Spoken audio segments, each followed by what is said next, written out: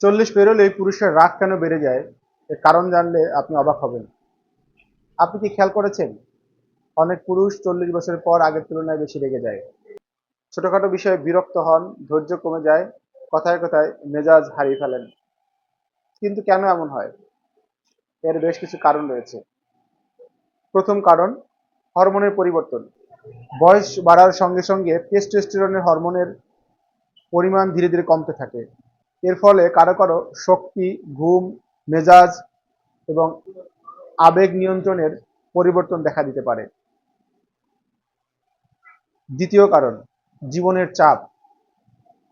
পরিবারের দায়িত্ব, সন্তানের ভবিষ্যৎ, কেরিয়ার, আর্থিক চিন্তা সব মিলিয়ে একটি মানসিক চাপ তৈরি হয়, যার ফলে পুরুষ রেগে যান।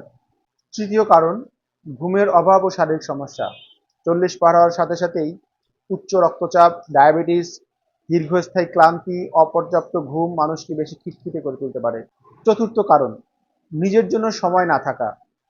দিনের পর দিন শুধু কাজ আর দায়িত্ব পালন করতে করতে অনেকেই মানসিকভাবে ক্লান্ত হয়ে পড়েন, নিজের জন্য একটু সময় বের করতে পারেন না, যার ফলে পুরুষ মানুষ 40 পের হলেই রেগে যান। তাহলে এর সমাধান কি? এ থেকে উত্তরণের জন্য আপনি অবশ্যই প্রতিদিন 30 মিনিট হাঁটা বা ব্যায়াম করতে পারেন।